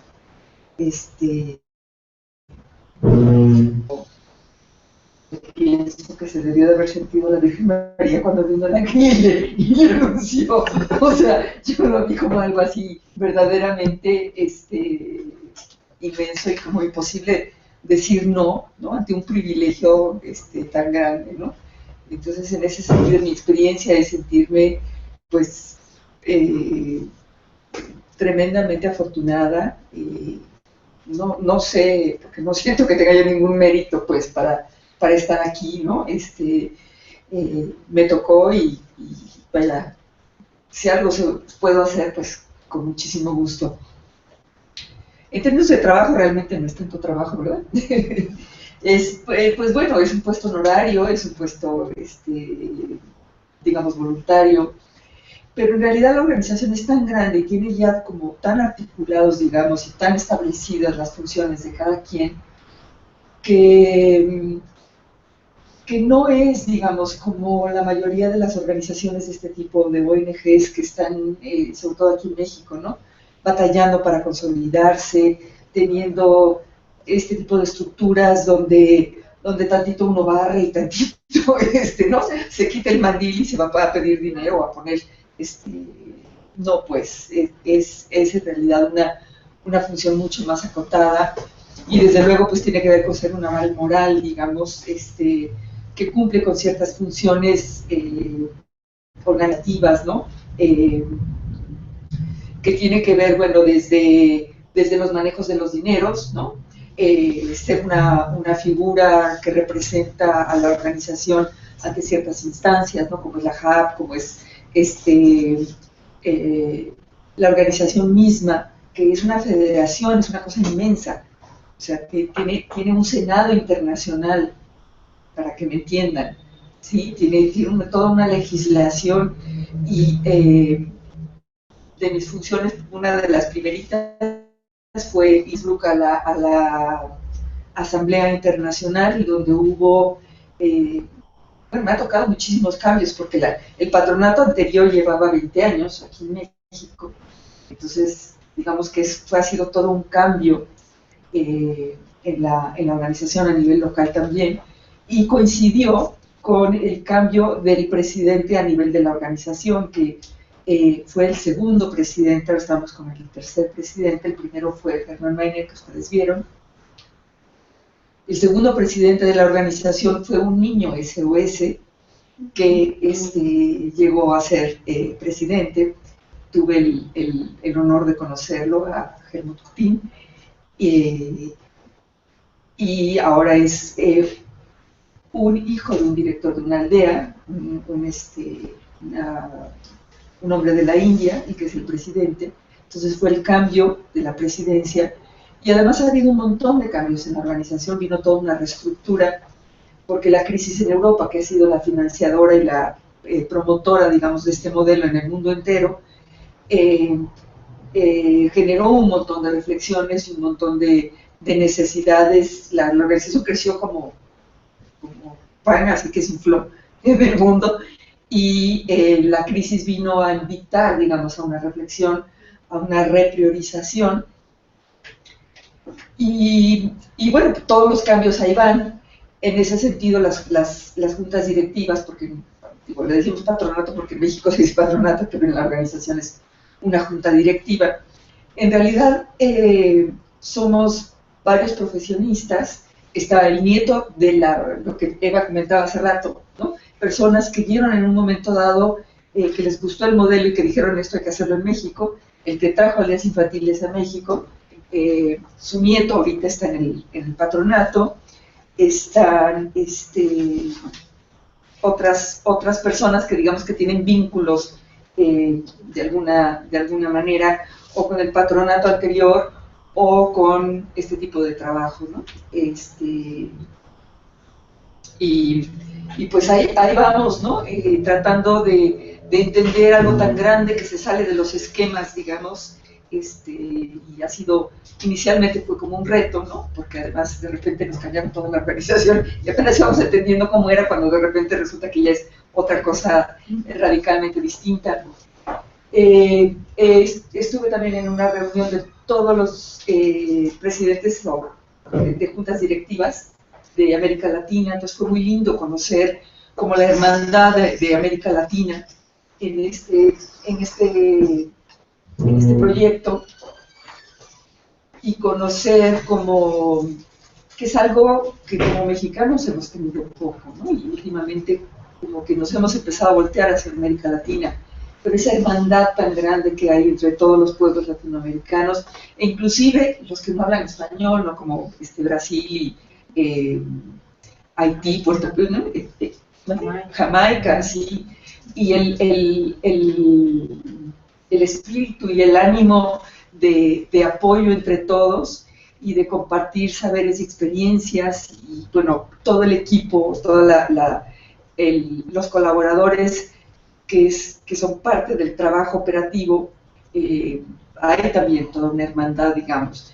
Entonces, en ese sentido, yo lo que más puedo compartir es como la riqueza que una organización de este tipo, o sea, todo el trabajo con los niños es maravilloso, y es todo lo que ha hablado Eva, pero lo que yo veo es que es una organización que tiene el potencial y la capacidad para retejer la sociedad, retejer el tejido social, esta mirada de la familia tan amplia, tan rica, tan extensa, es maravillosa. O sea, en verdad es increíble, y no es porque las mamás sean seres súper, sino porque la capacidad de vinculación humana es fuertísima, de verdad es impresionante. Y bueno, por ejemplo, cuando estuve en Tehuacán, nos invitaron a comer una de las familias, había algunas familias que se apuntaron para recibirnos a los de junta directiva, y comí con una familia que tenía 4 adolescentes de la mismita edad, 4 chavas adolescentes de la mismita edad. O sea, son familias que funcionan y que se construyen, que a uno no se le ocurre que puedan existir 4 adolescentes de la misma edad, una un año más, otra un año menos, y 2 niños, 2 hombrecitos de la misma edad. O sea, no hay familia, a menos que tengan ¿sí? Y no, entonces, de verdad a mí me ha roto los esquemas de todo, pues. Y esta familia en particular, la mamá, tiene una familia que a todos los hijos SOS que ha tenido, los ha tomado como miembros de la familia. Y los abuelos son unos abuelos de 20, quién sabe cuántos hijos que ha tenido, son los bisabuelos de no sé cuántos nietos que ya tiene, y se los llevan de vacaciones, y los tíos, los hermanos de la mamá, que al principio estaban furiosos de que la mamá, de que la hermana se fuera de mamá social, son los tíos de los niños, y estas que eran, creo que tenían 14 años y estaban por cumplir los 15 años, las 4 o 5 que eran, ¿no? Uno le compraba el vestido a una, o sea, es una cosa impresionante, pues, y de verdad, esa manera como tan visionaria de Hermann Miner, de en medio de tanta destrucción y de tanto dolor, y mirar al lado luminoso del ser humano y apostarle a esa parte para reconstruir, digo, finalmente toda Europa se acabó reconstruyendo socialmente de esta manera, ¿no? Entonces, no sé, a mí personalmente me ha traído muchísima esperanza. De verdad es una sensación de esperanza maravillosa. No es mucho lo que hago, de repente hay cositas, pero el ser parte de esto, y por eso te lo comenté a ti, porque creo que en la terapia familiar mirar, o sea, a ratos es difícil, a ratos es tedioso, a ratos son retos tremendos, pues como terapeutas ¿no? El mirar cómo estas cosas pasan solas casi, ¿no?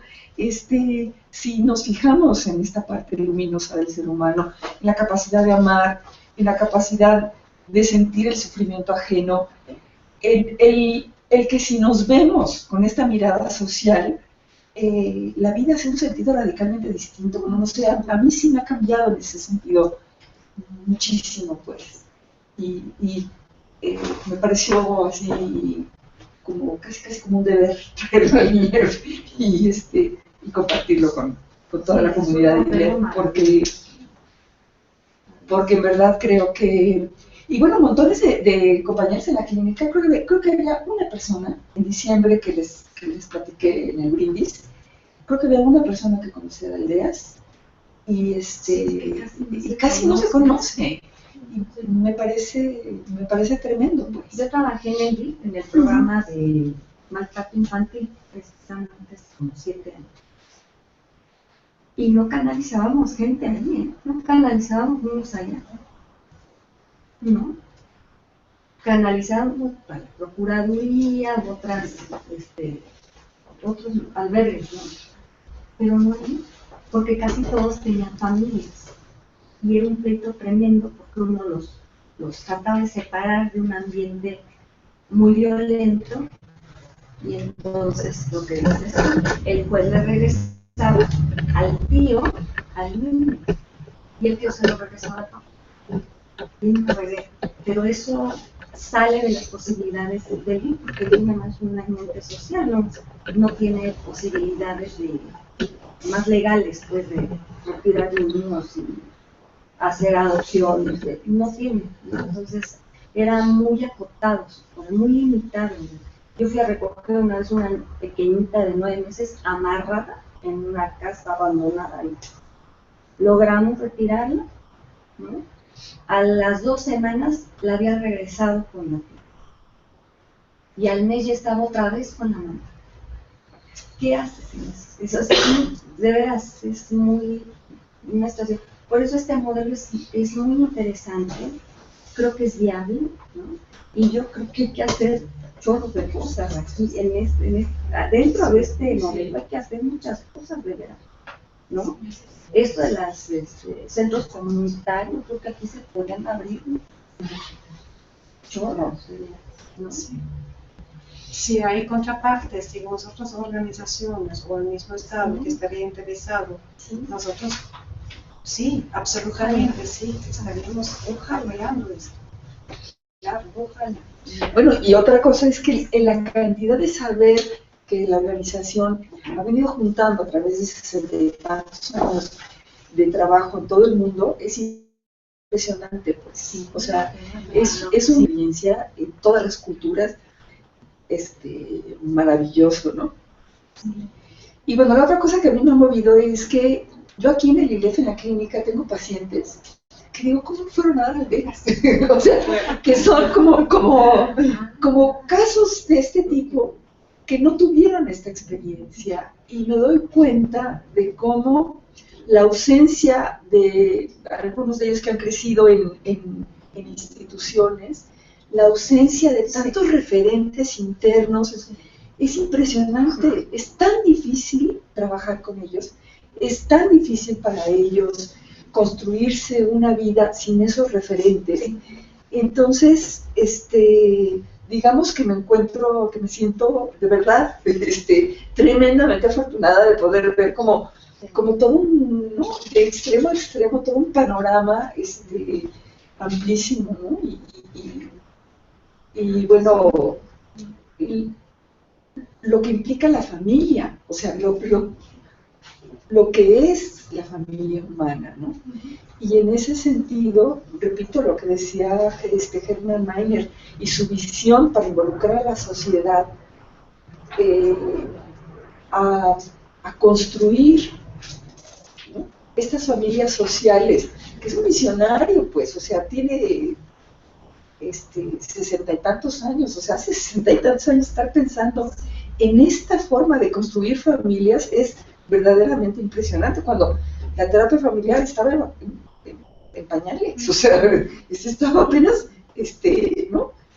Y ya pensando en estos términos, porque todos esos conceptos que nos comentó Eva hoy de los derechos de los niños y demás, son conceptos que ahora maneja la ONU, pero son conceptos con los que nació Aldeas.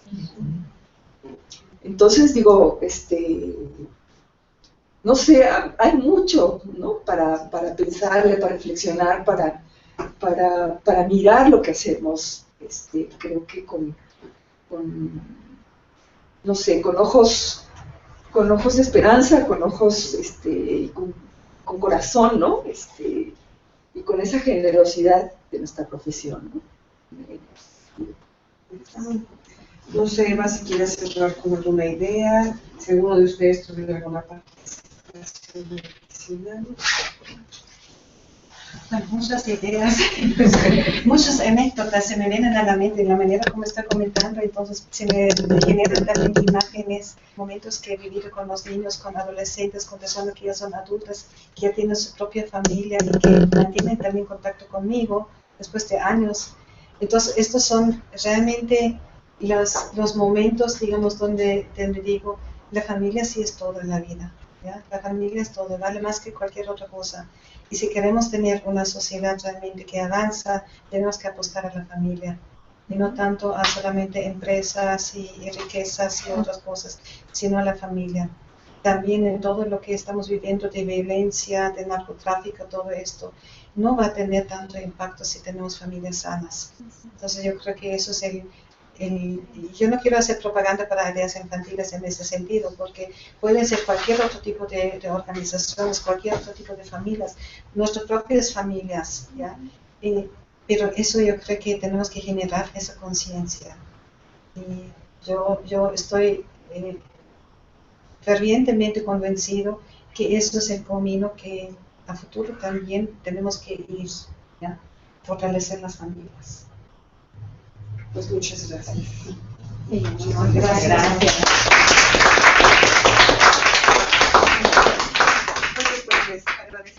ambas su presencia y de parte de esta Constancia por su amabilidad, por estar acá, por compartir sus conocimientos. Muchas gracias, esta es su casa. Y a ustedes también muchas gracias por su asistencia, por su participación, por su escucha. Y como diría Elisa, que es la responsable de eso, el próximo Ateneo, no se olviden de él, es el miércoles 29 de septiembre. Vamos a hablar de familias y derechos humanos. Nos acompañará Clara Cusic, que es una luchadora social. 29 de octubre. Miércoles 29 de octubre es nuestro próximo Ateneo. El tema es familias y derechos humanos y la invitada será Clara Cusic, que es luchadora, activista social por los derechos humanos, y estaremos hablando en parte de estos temas. Entonces están todos cordialmente invitados. Muchas gracias a ustedes. Gracias, Gerardo, muchas gracias. A las personas que nos escucharon y vieron por la web también muchas gracias.